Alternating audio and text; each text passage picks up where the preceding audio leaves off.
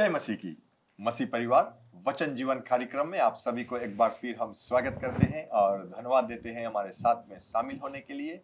हम ये जानते हैं कि जितना भी हम परमेश्वर के वचन से सीखते हैं उतना ही हमारे जीवन के लिए फायदा होता है, क्योंकि जब हम परमेश्वर के वचन सीखते हैं तो हम परमेश्वर के विषय में जानते हैं, और जब हम परमेश्वर के विषय में जानेंगे तो हम परमेश्वर की सेवा करने के लिए बहुत सरल हो जाएगा। बहुत से समय लोग ये कहते हैं कि अरे बहुत कड़ा पड़ता है हमें परमेश्वर को सेवा करने के, लेकिन मैं ये कहना चाहूंगा कि जब हम परमेश्वर के विषय में जान जाएंगे कि वो कितना अच्छा है, वो कितना भला है, और हर एक समय वो चाहता है कि हम उसके विषय में जान ले, ताकि हमें सरल हो जाएगा उसकी उपासना करने के लिए, उसके पास आने के लिए, उसके चरणों में आने के लिए, उसके उपस्थिति में आने के लिए। यह याद रखना, यह जानना है हमें कि परमेश्वर जो है हमारा वो अच्छा है और वो भला है सर्वदा के लिए।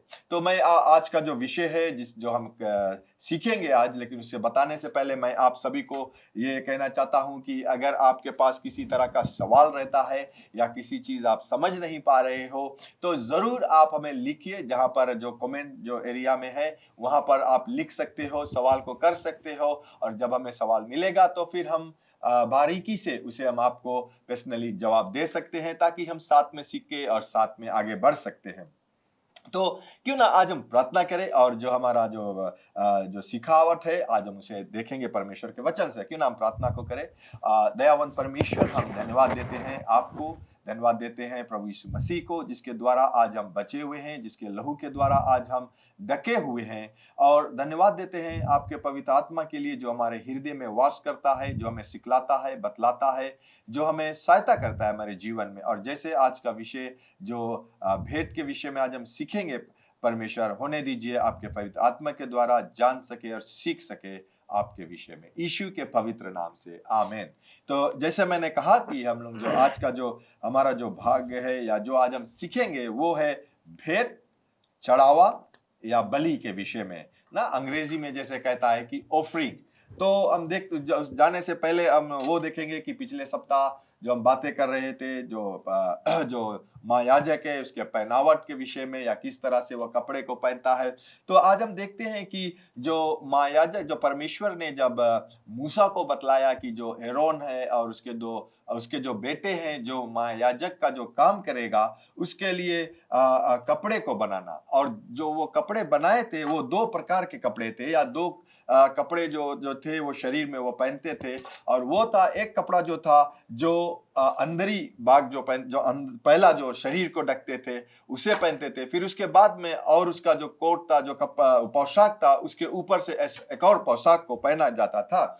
तो जो पहला जो पोशाक था जिसका जो चिन्ह है या जिसके विषय में बतलाता है वो यह था कि जो महायाजक है उसका जो शरीर है उससे ढका जाता है, या जो शरीर का जो नंगापन है हम ये कह सकते हैं उसे ढका जाता है। या हम ये भी कह सकते हैं कि जो प्रीस्ट है उसका जो क्या कहते हैं जो धार्मिकता है उसको दिखलाते थे। तो जो दूसरा जो बाहर जो कपड़े पहनते थे वो दिखलाता था जो इज़राइल के जो लोग थे, या जो 12 गोत्र के लोग थे, उनके नाम, उसका जो गोत्र जो नाम थे, हर एक जो 12 गोत्र के जो हेड थे उन लोग के जो नाम थे उसे दिखलाया जाता था। और ये कहते थे कि वो नाम लेकर परमेश्वर के पास जाते थे।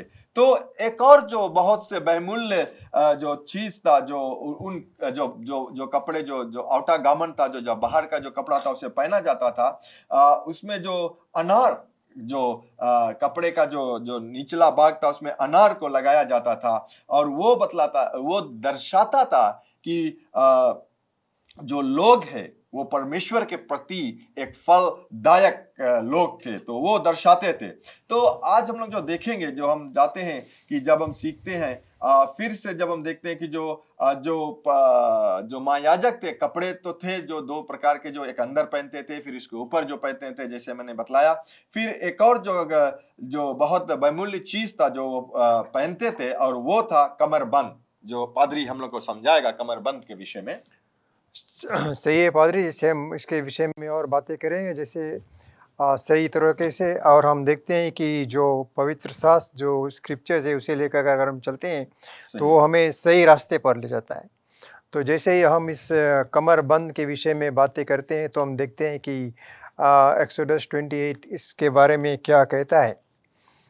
वो कुछ इस प्रकार है पादरी, जो वस्त्र उन्हें बनाने होंगे वे ये हैं, अर्थात सीना बंद और यपौद और बागा, चार खाने का अंग रखा, पगड़ी और कमरबंद, ये ही पवित्र वस्त्र तेरे भाई हारून और उसके पुत्रों के लिए बनाए जाएं, कि वे मेरे लिए याजक का काम करें, और वे सोने और नीले और बैंगनी और लाल रंग का और सूक्ष्म सनी का कपड़ा लें। तो ये दिखाता है मैं पादरी कि किस तरह से हम जैसे जो महाजात जो काम करते हैं उनके लिए जो जो वस्त्र उन्हें मिलता है या जो कपड़े वे पहनते हैं और जो कमरबंद हम जिसे कहते हैं, तो उनके लिए ये क्या-क्या उन्हें लेना चाहिए, ये हर एक सही तरह से ये सिखाता है हमें कि अगर हम उस समय की बातें करें, जैसे शुरुआत में महायाजक के वस्त्र थे और महायाजक के जो काम करते थे, वो किस तरह से करते थे।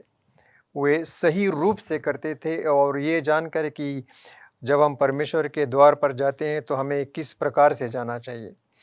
तो मैं ये भी कहना चाहता हूँ कि पादरी जैसे आज भी हम जैसे परमेश्वर के लिए कार्य करते हैं, तो हमें भी ये जानना बहुत ज़रूरी है कि जब हम परमेश्वर के कलीसिया या परमेश्वर के घर में जाते हैं तो हमें किस तरह से जाना चाहिए। उसी तरह का वस्त्र जो हम अपने आप को दिखला सकते हैं कि हम परमेश्वर के कार्य के लिए परमेश्वर ने हमें चुना है। ये नहीं कि हम किसी भी तरह से जाकर आगे खड़े हो जाएं और जो परमेश्वर का जो वाचा है उसे कहें या सुनाएं। तो जैसे अगर हम देखें जो पुराने नियम या पुराने लोगों के वस्त्र थे और जो उनके काम किस तरह से होते थे, ये बहुत ही सरल रूप से जो ये पुस्तक है पवित्र शास्त्र या बाइबल हम कहते हैं, अगर हम उसे सही तरीके से पढ़ें, जो शुरुआत से महायाजक के काम थे और जो भी लोग वो काम करते थे, जैसे मोसेस था, मूसा भाई और उसका भाई, ये सब के लिए हर एक तरह का वस्त्र बनाया जाता था।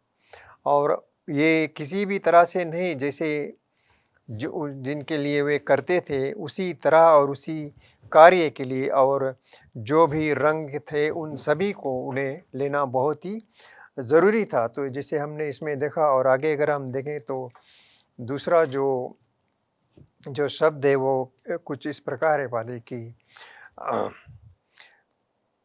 और उसे कसने के लिए जो काढ़ा हुआ पकुटा उस पर बना, वह उसके साथ बिना जोड़ का और उसी की बनावट के अनुसार, अर्थात सोने और नीले, बैंगनी और लाल रंग के कपड़े का और सूक्ष्म बटी हुई सनी के कपड़े का बना, जिस प्रकार यहोवा ने मूसा को आज्ञा दी थी।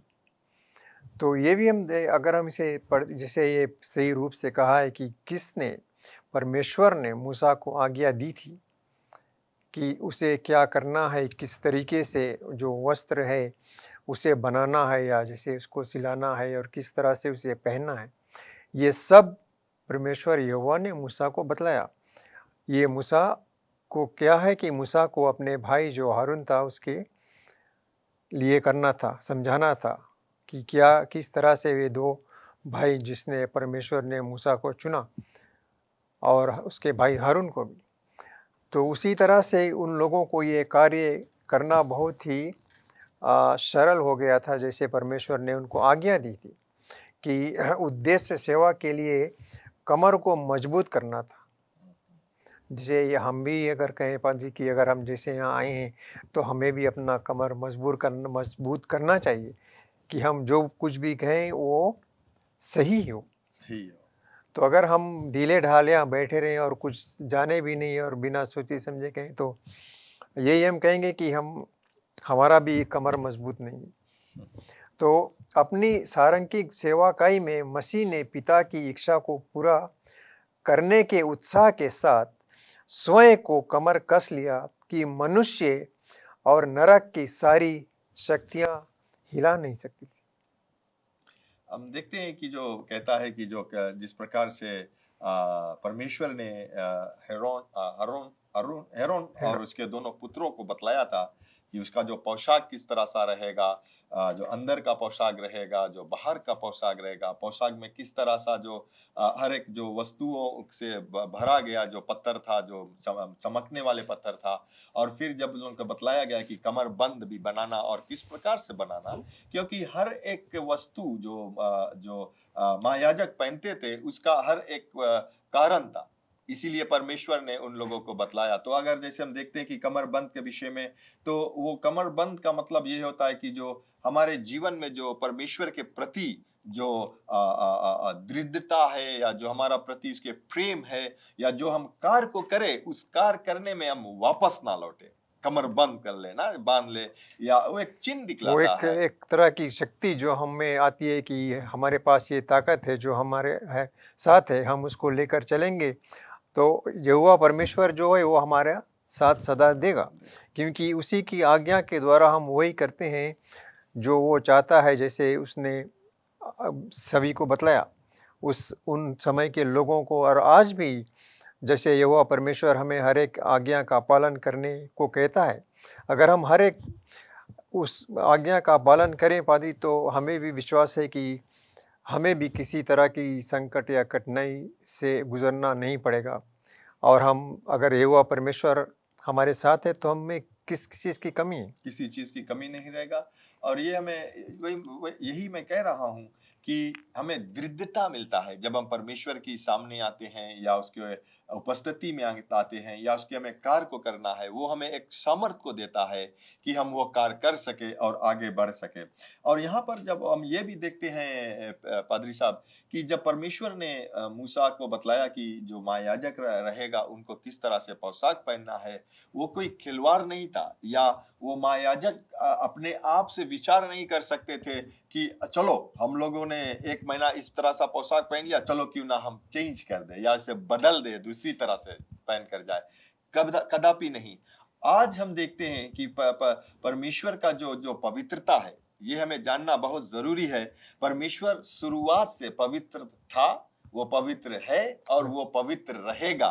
उसके पवित्रता में किसी तरह का बदलाव नहीं आया है। हाँ, हम ये देख सकते हैं कि परमेश्वर ने हर एक समय लोगों के लिए जो प्रेम था लोगों के लिए, उस प्रेम के खातिर उसने ऐसे ऐसे रास्ता को बनाया या निकाला कि लोग उसके पास वापस आ सके। क्योंकि पादरी हम देखते हैं कि जब आदम के विषय में हम देखते हैं कि आदम जब पाप किया या आज्ञाकारी बना, परमेश्वर का बात का उल्लंघन किया, तो वो आत्मिक रूप से मर गया था। और उसके बाद में जितना भी मनुष्य का जन्म हुआ, सभी मनुष्य आत्मिक रूप से मरा हुआ ही जन्म हुआ, आत्मिक रूप से, शारीरिक रूप से नहीं, आत्मिक रूप से। तो आत्मिक रूप से मरे हुए लोग परमेश्वर के पास नहीं जा सकते।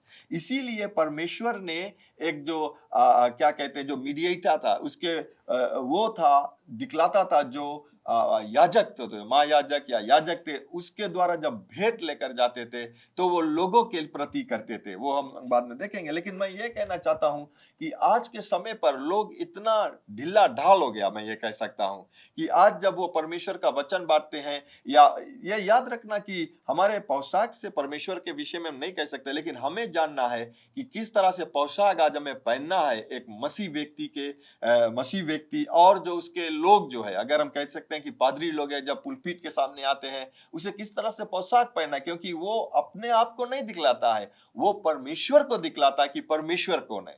इसीलिए हमें जानना है पादरी साहब, मैं ये विश्वास करता हूं कि आज भी हमें ये याद रखना है, जानना है कि परमेश्वर पवित्र है। और जब परमेश्वर पवित्र है, जो अपने लोगों को चुनता है, वो भी चाहता है पवित्र रहे। हाँ, हम ये कह सकते हैं कि जो पुराने नियम में थे वो लोग उस पवित्रता में नहीं जी रहे थे, क्योंकि वे आत्मिक रूप से मरे हुए लोग थे। आज हम नहीं कह सकते हैं, क्योंकि आज हम आत्मिक रूप से जीवित है और परमेश्वर ने हमें एक सामर्थ को दिया है, और वो है पवित्र आत्मा, जो हमें सामर्थ देता है कि हम वो कर सकते हैं। तो हम आगे बढ़ते हैं पादरी साहब, और देखते हैं जब हम देखते और आगे बढ़ते हैं और देखते हैं भेंट के विषय में, जो भेंट या चढ़ावा या बल के विषय में जो परमेश्वर कहता है, और मूसा को बतलाया कि किस प्रकार से वो भेंट चढ़ाए, क्यों भेंट चढ़ाए और वो भेंट चढ़ाने का मतलब क्या था, अब हम देखेंगे उसके विषय में। लेकिन उससे पहले ये भी देखेंगे कि दो विशेष प्रकार के जो भेंट थे, दो। और पहला जो भेंट था वो है प्रायश्चित का महान दिन। जो पहला भेंट था जो परमेश्वर ने दिखलाया मूसा के द्वारा, वो था प्रायश्चित का भेंट था, जो महान दिन था, और वो साल में सिर्फ एक बार आता था।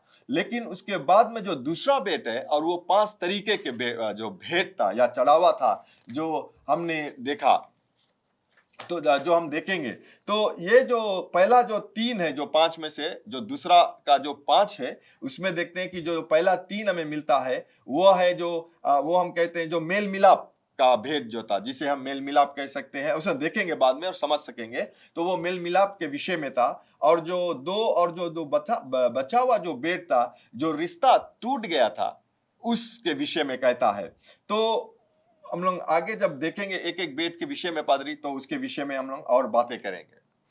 सही है पादरी, जैसे हम इस विषय पर पहुँचे हैं या इस जगह पर, मैं ये कहना चाहता हूँ कि ये जो जो पवित्र शास्त्र की पुस्तक है, जो ये लेविटिकस, मैं ये कहना चाहता हूँ पादरी कि हर एक को ये जो पाठ है इसे पढ़ना बहुत ज़रूरी है। सही है। क्योंकि ये बहुत ही सरल रूप से हमें सिखाता है कि ये जो बलि हम चढ़ाते हैं, जो कुछ हम ऑफरिंग जिसे कहते हैं, ये कितने तरह के हैं और किस तरह से हमें इसको करना है। ये नहीं कि ये अगर हम देखें तो अगर ये कोई कहे कि ये तो उस समय की है जब हम थे ही नहीं, या पुराने लोगों की। लेकिन ये जो पवित्र शास्त्र जो बाइबल है, ये उस समय का और आज का है और युगानुयुग का है। आमीन। तो जब हम इसे अपने अंदर ग्रहण कर लें अच्छी तरह से कि हर एक वाक्य, जो हर एक शब्द इसका है, वो हमें क्या लाभ देता है, और फिर हम इससे बहुत ज़रूरी है पादरी कि हम इसे सीखें और जानें कि ये इसमें क्या है। और जब हम इसे सीखेंगे नहीं और इसे पढ़ेंगे नहीं तो हम शायद जानेंगे भी नहीं। और अगर मैं भी देखूं तो अगर मैं इसके बारे में सीखता नहीं और पढ़ता नहीं, और आज जैसे हमें इसके बारे में विषय करना है, चर्चा करना है, तो हम क्या कहते, हम खुद ही खुद नहीं जानते। और जब तक हम इसमें आते नहीं और इसे पढ़ते नहीं, तो ये हम अपने भाइयों और बहनों को बताना चाहता हूँ कि ये बहुत ही ज़रूरी है कि ये जो कुछ पुस्तकें जो पुराने नियम में हैं, जो मूसा भाई ने लिखे हैं, उसे हमें पढ़ना बहुत ज़रूरी है।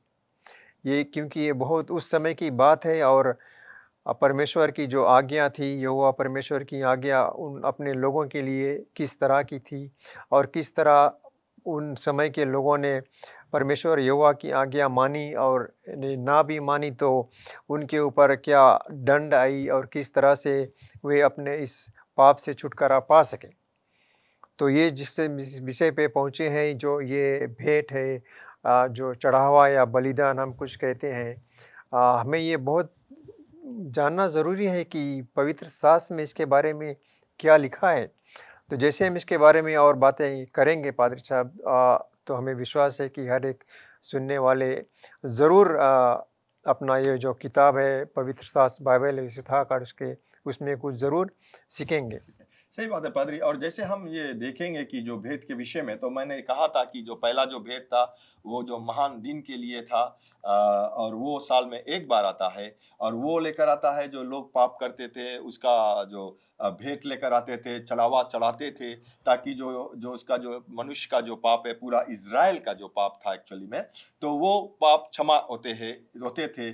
और वो होते थे कि जब उन लोगों को जो बैल लेके आना पड़ता था, या 2 बकरी लेकर आना था, और जो 2 बकरी रहता था उसमें से हम देखते हैं कि जो बकरी है 2 रहता है, और जब लेकर आते हैं जो जो व्यक्ति लेकर आते हैं अपने पाप के लिए, तो क्या होता है कि एक परमेश्वर ने मूसा से कहा था कि एरोन को बतलाना कि जो बकरियां हैं उनमें से एक बकरी को चुना जाएगा जो जिसको बलि चढ़ाया जाएगा, और दूसरा जो बकरी रहेगा उसे छोड़ दिया जाएगा।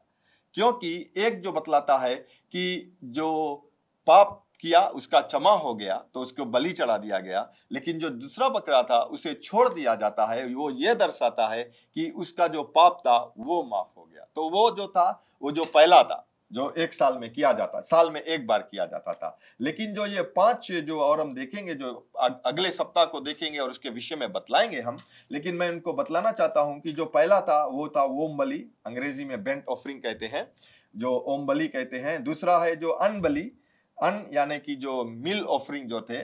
और तीसरा है जो मेल बलि या शांति बलि, पीस ऑफरिंग अंग्रेजी में कहते हैं। और चौथा जो है वो है पाप बलि या दोष बलि, अंग्रेजी में हम कह सकते हैं सिन ऑफरिंग और ट्रेसपास ऑफरिंग।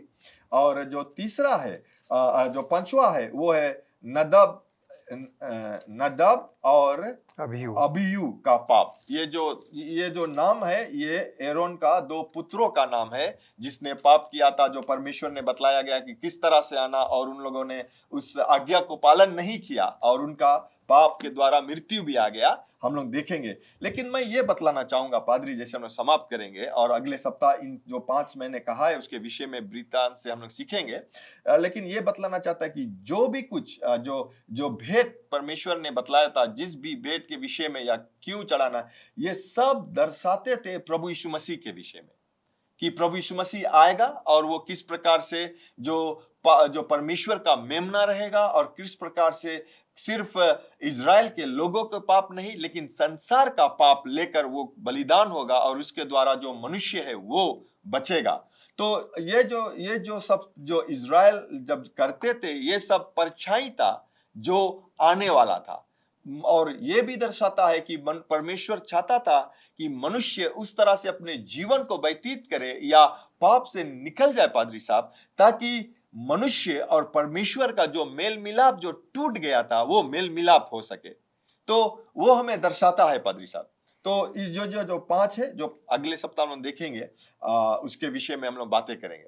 सही है पादरी, ये हम इससे बहुत ही मन भावक बात है कि अगर जिससे हम इस 5 जो ऑफरिंग जिसे हम बलि कहते हैं, इसके बारे में अगर हम जानेंगे, सीखेंगे, तो हमें विश्वास है कि हर एक जो सुनने वाले हैं ये कुछ ना कुछ इसके बारे में ज़रूर जानेंगे और जानने की कोशिश भी करेंगे कि किस प्रकार से हमें इस पर चलना है। सही है पादरी। मैं एक बात को कहूं कि बहुत समय लोग जो धर्मशास्त्र को पढ़ना चाहते हैं, 1 साल में एक बार या 6 महीना में एक बार, और शुरुआत को करते हैं कहाँ से? जेनेसिस से।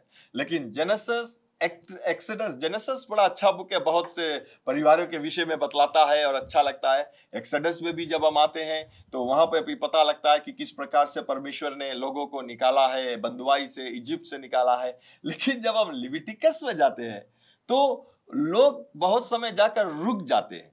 सही है पादरी, जैसे अगर देखा जाए तो हाँ, ये हम तो नहीं देखते कि कौन कैसे क्या करता है, लेकिन जैसे अगर अपने आप को मैं कहूँ, अगर मैंने जैसे ये जो लेविटिकस है इसके बारे में अगर पढ़ना शुरू किया है तो थोड़े दूर पर हमें लगेगा कि हमें तो इससे कुछ समझाता नहीं कि इसमें क्या है।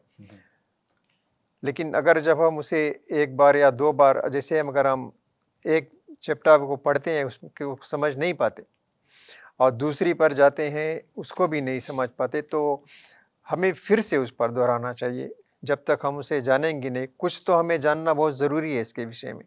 अगर हम सब नहीं जान सके, कुछ हमें जानना ज़रूरी है कि ये पुस्तक में क्या है। बहुत ज़रूरी है पादरी, क्योंकि ये दर्शाता है हमें कि एक मसीह व्यक्ति या जो मसीह को अपनाया है, जैसे हम क्रिश्चियन कहते हैं ना, सिंपल अगर बताए, जो क्रिश्चियन व्यक्ति रहता है किस तरह से अपने जीवन को व्यतीत करना है। बहुत समय क्या होता है कि लोग जो जैसे ना गैलेशियंस की किताब में कहता है 6 और 7 में, धोखा ना खाना। आज बहुत से लोग धोखा खाते हैं, वो ये नहीं चाहते कि साग भाजी खा ले, लेकिन वो धोखा खाना चाहते हैं ना। लेकिन क्यों वो धोखा खाते हैं? क्योंकि वो ये संसार और परमेश्वर का जो राज है उन दोनों के साथ में जीना चाहते हैं। इसीलिए वो कहे ओ ये चल जाएगा। लेकिन मैं ये कहना चाहता हूं, परमेश्वर बड़ा है, बहुत बड़ा है, सर्वदा के लिए अच्छा है। लेकिन हम ये नहीं कह सकते हैं कि जो परमेश्वर ने हमें बतलाया किस तरह से धार्मिकता रूप से अपने जीवन को व्यतीत करना है, उसके लिए परमेश्वर कभी ये नहीं कहेगा कि ये चल जाएगा। इसीलिए परमेश्वर ने अपने लोगों को दिखलाया, दर्शाया। और लिविटिकस में जब हम पढ़ते हैं कि अगर परमेश्वर जानते थे कि बिना भेंट के काम चल जाएगा, वो कभी अपने लोगों के नहीं बतलाता कि भेंट लेके आना। और भेंट क्या था? हर एक भेंट में अन्न बल को छोड़ते हर एक भेंट में लहू था, और लहू के द्वारा ही लोग छुटकारा को पाते। सही है पादरी, जैसे हम अगले सप्ताह आएंगे तो इसके बारे में और बातें करेंगे। आमीन, आमीन। तो क्यों ना हम प्रार्थना करें और समाप्त को करें। आमीन।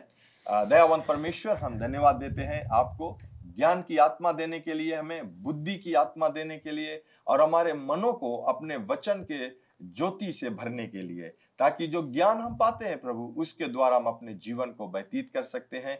इसलिए प्रभु, जितने भी लोग सुनते हैं, हम ये प्रार्थना और धन्यवाद करते हैं आपको, आपके महिमा के लिए, आपके बचावट के लिए और आपके चंगाई के लिए हर एक लोगों के प्रति, यीशु के पवित्र नाम से आमीन। एक बार फिर आपको हम धन्यवाद देते हैं हमारे साथ जुड़ने के लिए। लेकिन सबसे अच्छा उपहार और आशीष जो परमेश्वर देता है वो है अनंत जीवन। वो अनंत जीवन और पाप क्षमा यीशु पर विश्वास करने से ही आता है। तो अगर आप यीशु पर विश्वास करना चाहते हो, पूरे हृदय और दिल से उसको अपना आत्मा देना चाहते हो और आज से उसके पीछे होना चाहते हो, बपतिस्मा लेना चाहते हो, कलीसिया को ज्वाइन करना चाहते हो या उसमें शामिल होना चाहते हो, वो शुरू होता है आज और अभी जब आप इस प्रार्थना को हमारे साथ करोगे। तो हमारे साथ प्रार्थना कीजिए, मन से विश्वास कीजिए और कहिए, दयावान पिता, मैं विश्वास करता हूं तेरे पुत्र यीशु पर। यीशु, तू मेरा प्रभु है। तू मुझे आज मेरे पापों से मुझे क्षमा दिला, मेरे दिल में आ, अपने आत्मा से भर। मैं विश्वास करता हूं कि तू स्वर्ग से आया, मेरे पाप के लिए मरा और तीसरे दिन जी उठा, फिर से आने वाला है। मुझे मदद कर, आत्मा से भर, विश्वास में चला, यीशु के नाम से, आमीन। अगर आपने वो प्रार्थना किया है, मेरा पूरा विश्वास है आप अगर दिल से किया है, आपके सारे पाप क्षमा हुए, आप एक नए जीवन, नए सृष्टि बने हो। तो मैं चाहता हूं अगर आप हमें संपर्क करोगे, हम लोग आपको मदद करना चाहते हैं विश्वास के कदम में या विश्वास के जीवन में चलने के लिए। और आपको उत्तेजित करते हैं, कलीसिया ढूंढिए, बाइबल को पाइए, बाइबल पढ़िए और अपने विश्वास में मजबूत बनिए और अपना जीवन यीशु के लिए जिए। धन्यवाद एक बार फिर आप हमारे साथ होने के लिए। परमेश्वर आपको बहुतायत से आशीष दे और ये हमेशा याद रखना कि यीशु मसीह ही प्रभु है। Learn more from God's Word and send us your prayer requests by visiting our website www.jclm.org, or you can like our Facebook page, Jesus Christ is Lord Ministries, to keep up with the now word of the Lord for the season. Follow us on Instagram, JCLMPG. Better still, subscribe to our YouTube channel, JCLMPG, to receive the latest teaching of God from the ministry.